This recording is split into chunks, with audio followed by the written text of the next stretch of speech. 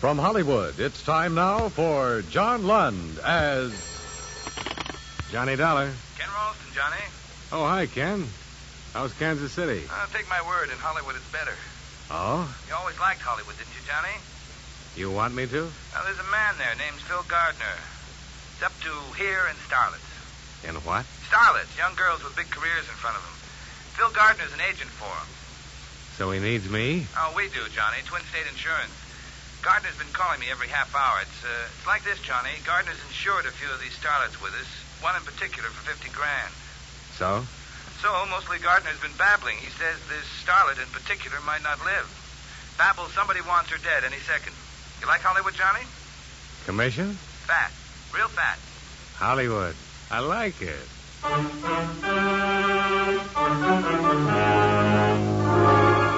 John Lund in a transcribed adventure of the man with the action-packed expense account, America's fabulous freelance insurance investigator. Yours truly, Johnny Dollar.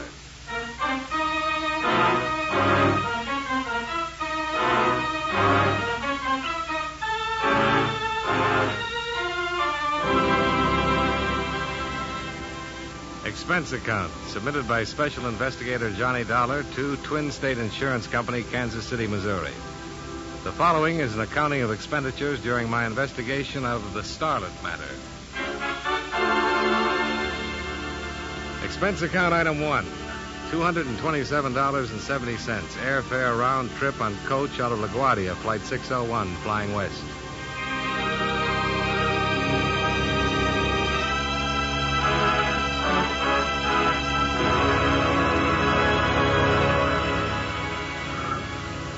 Some 3,000 bumpy miles later, the plane circled Los Angeles in a part of the Pacific Ocean and taxied down the runway at International Airport.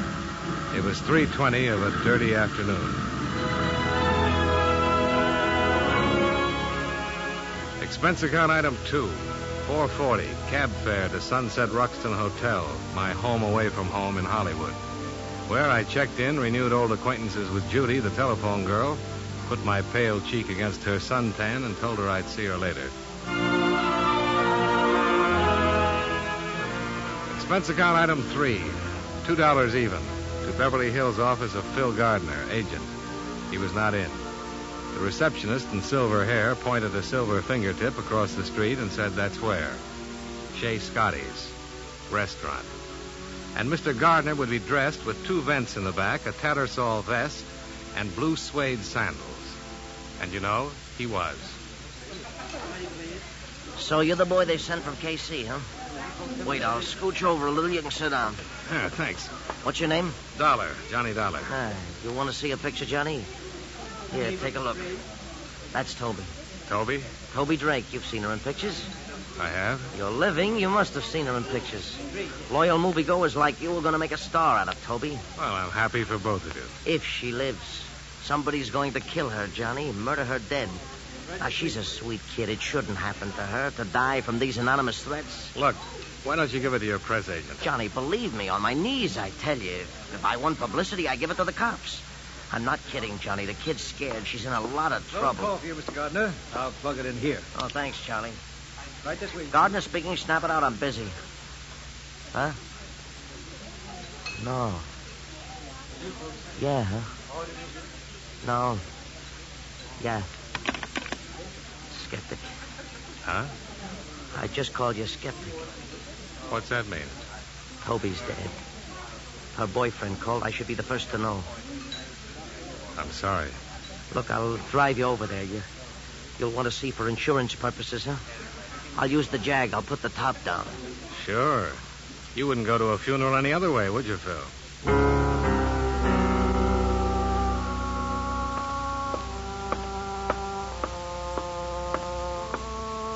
Here's where. Johnny, get me something, a drink of water or something like that.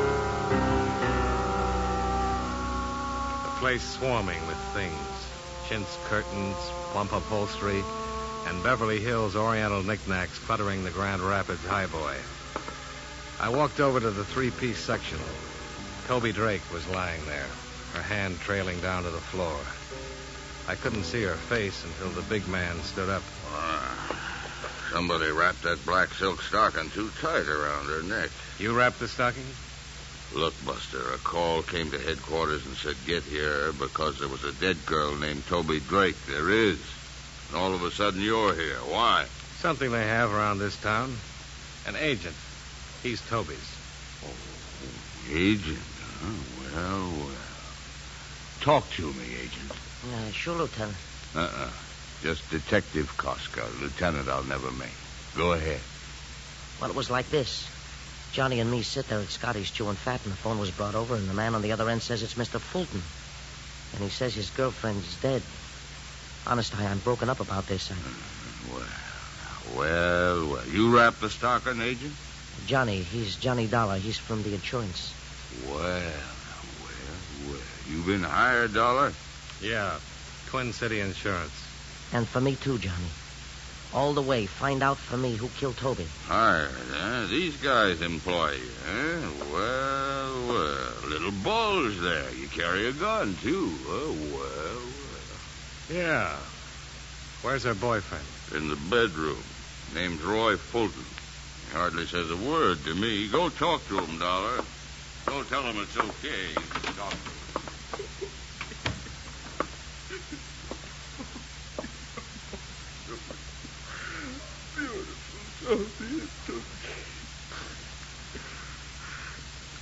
Who are you?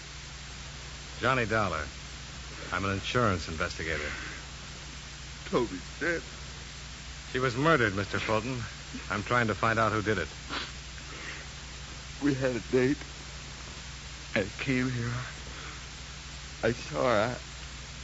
I didn't lose my head. I called her agent, and then I called the police. Did you kill her? No. But she should have been more careful. Girls like her.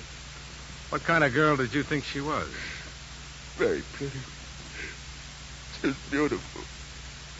Now no more. Toby. Just beautiful Toby. Mr. Fulton. Lost. Forever. Mr. Fulton. For always. Nowhere. Toby. Beautiful Toby.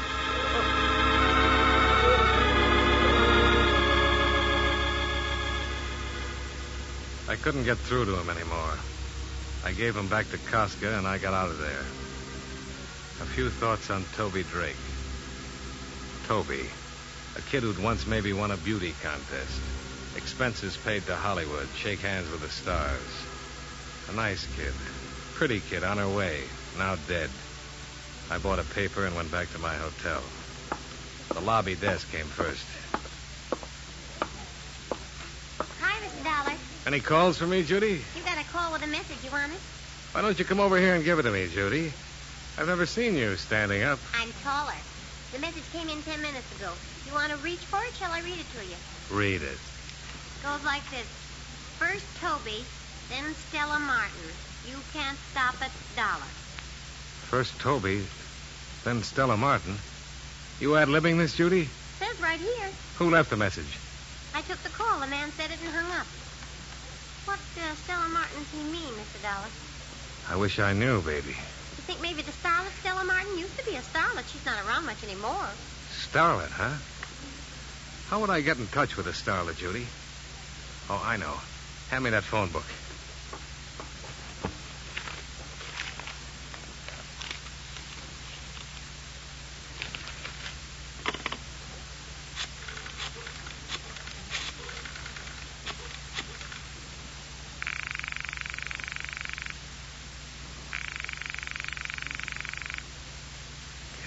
Come on. Who are you calling? A man who knows starlets past and present. Agent Phil Gardner. Oh. Not in, huh? Why don't you try Hollywood Casting, Mr. Dollar? They'd know. Yeah. Thanks a lot.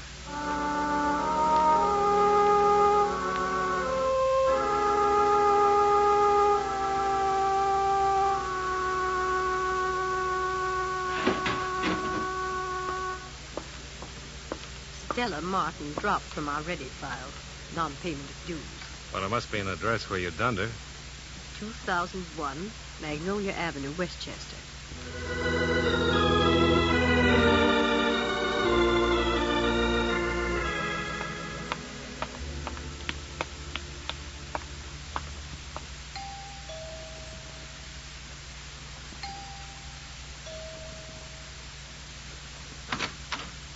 You want what, mister? Stella Martin. She live here? Uh-huh. You're who? Johnny Dollar. Investigations. You got a card that says that? Let's go inside, huh? Just you got a card, just show me. Miss Martin here? No card, huh? Suppose I say yes, she's here. Then what happens? I said inside. Glad you did that, Sonny. Now I got a reason. Now cut it out. I just want to... You're smaller than you look. Oh, try me.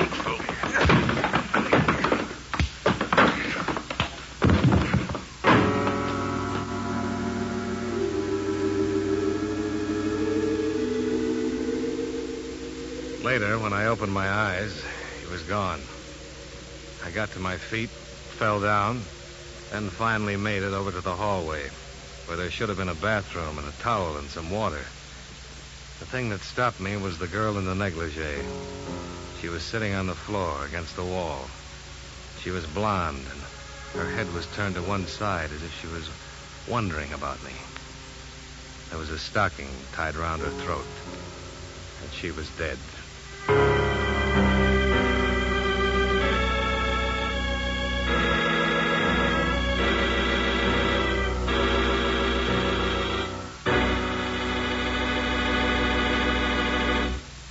We'll return to yours truly, Johnny Dollar, in just a moment.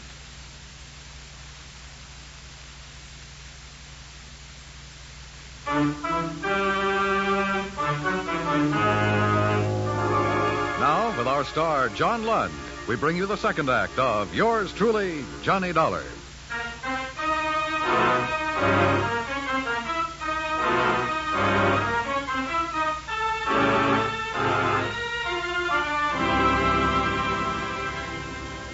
I'd seen the dead girl a couple times. In the jungle picture, spliced between the main feature and the newsreel. The girl in the South Sea apron who gets chased by the gorilla. I stopped trying to convince myself it wasn't real. It was real, all right. And I didn't need the pounding on the door to knock it into my head. I didn't need Detective Koska either. What is this, Dollar? You on a rampage? Now, you want to know what happened, or you want to be a big man? Just be gentle with me. That's all I want you to do. 15 minutes ago, I was in a warm bed. So just be gentle. I got slugged. A man 7 feet tall in a black leather Look, jacket. I spent 5 hours questioning Roy Fulton about the murder of this girlfriend of his, Toby. Nothing. I let him go. Then I climbed into this warm bed, and I was sleeping fine. Then Sergeant Hurd called. Seems someone phoned in this address to Sergeant Hurd. Now, you were saying what, Dollar? She's in the hallway, propped against the wall. Show me.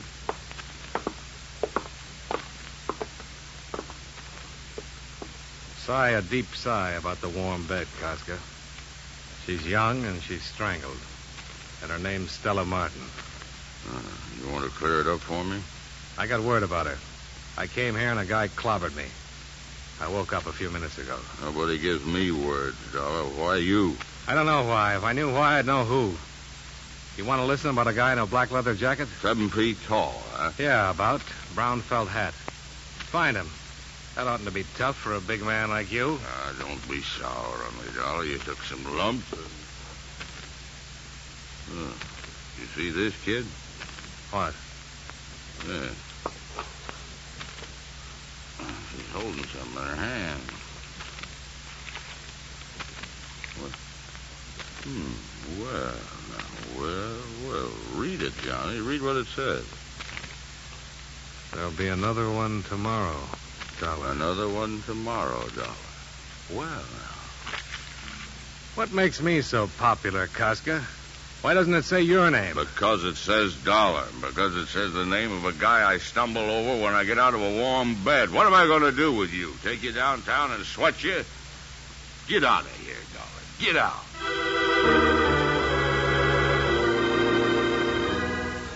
Then back into the rose-scented air and the suburban lawn now littered with friends and neighbors. And under the bright neon of the corner cut-rate drugs and sundries, the night-blooming hack stand. I took a cab to my hotel. No more messages, so I went to sleep.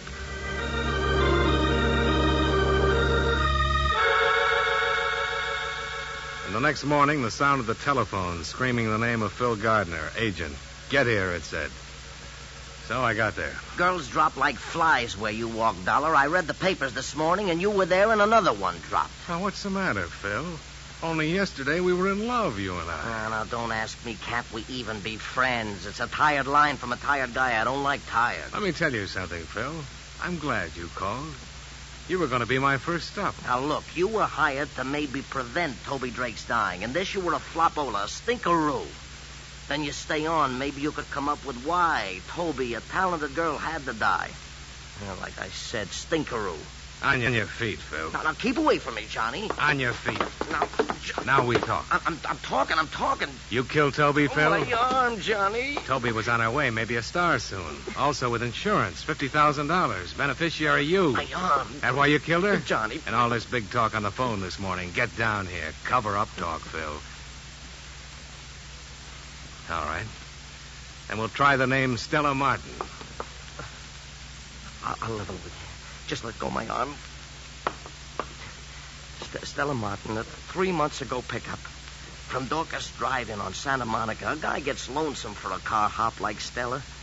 A friendly pickup, so help me. You did lovely, Phil. Now, one thing more. You know a man who wears a leather jacket who's 7 feet tall? Somebody help me. I got a madman loose. Goodbye, Phil. You've made the morning even worse.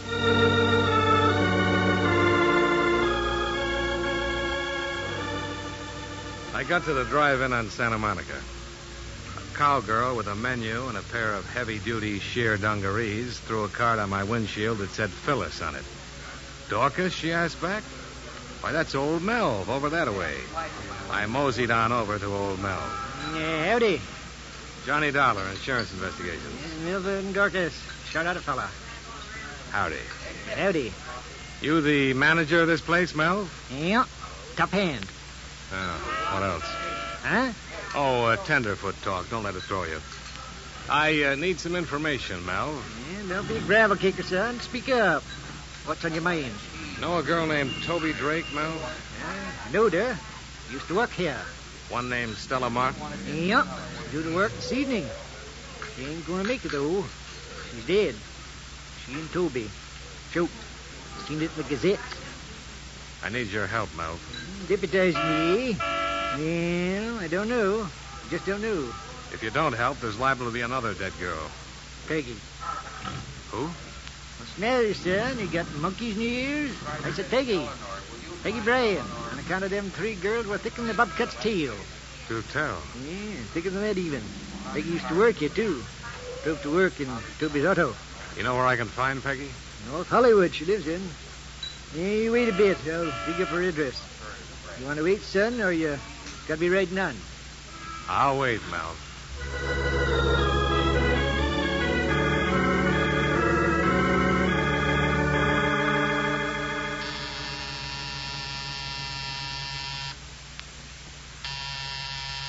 Get away.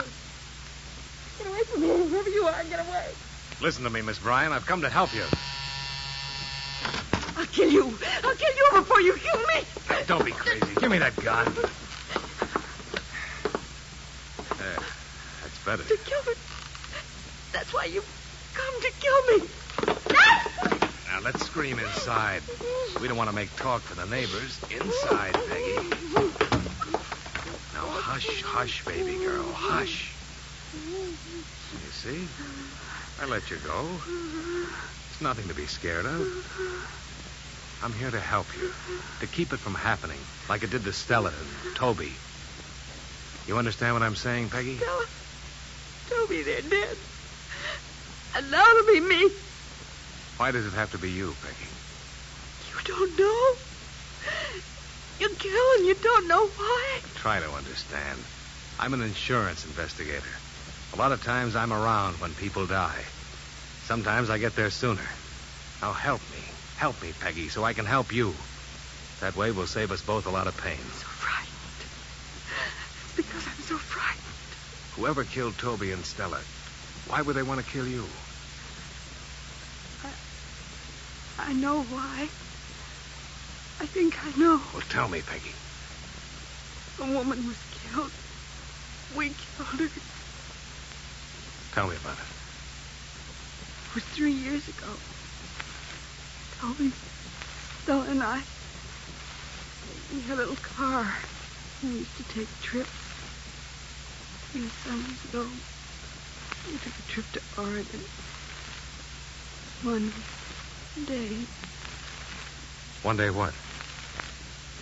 this woman crashed into us. It was her fault. Honest, it was her fault. And she was killed? Married woman. Young and pretty. And married. The police said it wasn't our fault. And let us go. Only reason. Why else would anyone want us dead? It's Saturday, Peggy. What do you do with yourself on Saturdays? I shop. For groceries. A new dress sometime. We'll go buy you a new one. You and me. And tonight? What do we do tonight? You mean you're asking me for a date? Uh-huh. What do we do tonight? Saturday nights I usually go to Ocean Park. It's fun. Rides with people. It's fun. Sure it is. Saturday night, Ocean Park. We'll have fun.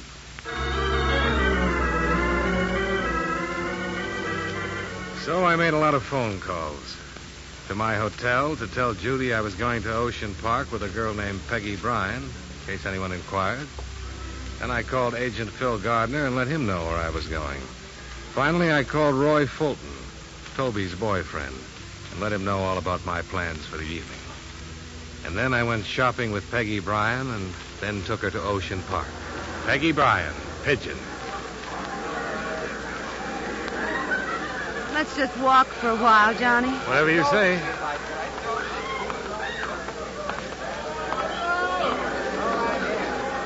You hungry, Peggy? Let's go on the roller coaster. Sure. Peggy, What? just stand still for a moment. Look around you. Do you see anybody you know? No. I know what you're doing, Johnny. Why, sure. I'm on a Saturday night date with a nice girl. You think you'll find me here, Johnny?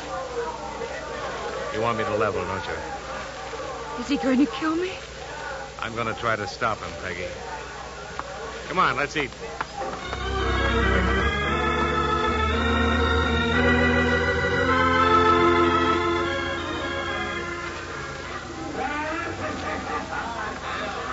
Two tickets, please. Thanks. Let's go, Peggy.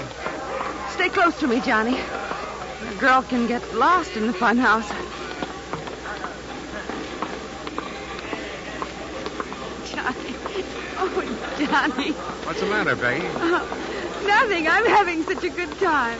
Ever been through that spinning barrel? Oh, I always fall down. I'll hold your hand. Johnny, What? that man over there. He watched us buy our tickets. Which man? The tall one. Yeah, I see him. Peggy, walk through that spinning barrel. Fall down if you have to, but get right up and get out on the other side. Is he the one? Go on, I'm right in back of you. He's following us. Get out of this thing fast. I'm staying. I've been tailing you, Seamus. I've been waiting.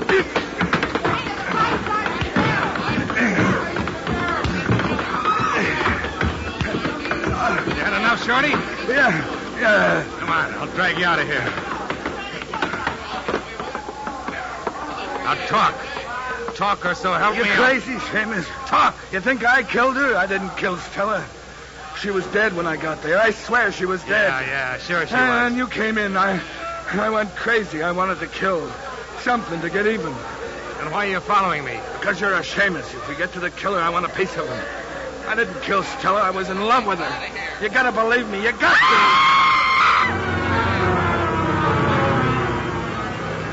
Peggy, what's the matter? The mirror! Look, the mirror! He was in the mirror, all right. Roy Fulton's reflection. Boyfriend of Toby. Long and thin as if he'd been squeezed together, which included the gun he was holding. I pulled Peggy down on the floor with me and grabbed for my gun.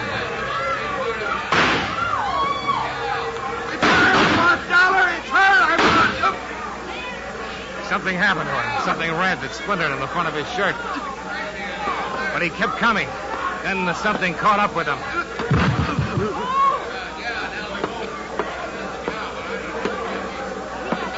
Fulton, are you... They killed my wife. They killed her.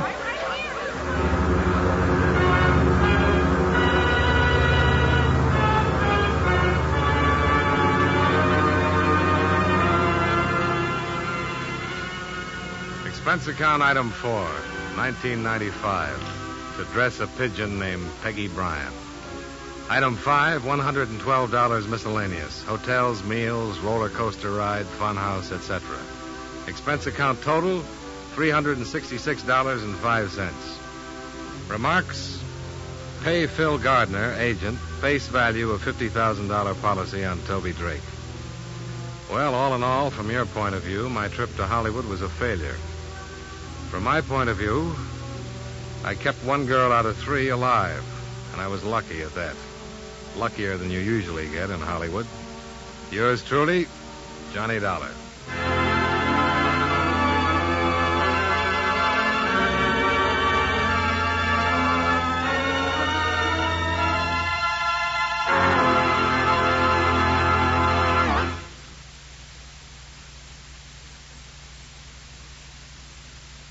Yours truly, Johnny Dollar, stars John Lund in the title role and was written by Morton Fine and David Friedkin with music by Eddie Dunstetter. John Lund can currently be seen in the Universal International picture Just Across the Street. Featured in tonight's cast were Raymond Burr, Dick Ryan, John McIntyre, Sidney Miller, Victor Perrin, Virginia Gregg, and Jeanette Nolan. Yours truly, Johnny Dollar, is transcribed in Hollywood by Jaime Del Valle.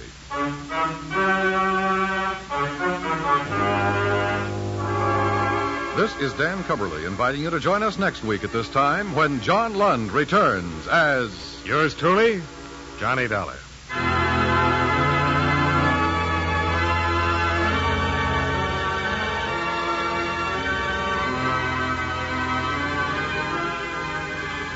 Tomorrow, Gangbusters brings you on CBS Radio another true crime story, naming names and places, giving complete details on the operations of a ruthless criminal gang, showing you how the cops, after a bitter manhunt, put them out of business.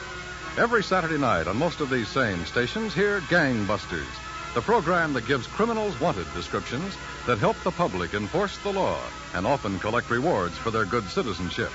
Gangbusters, Saturday nights on CBS Radio.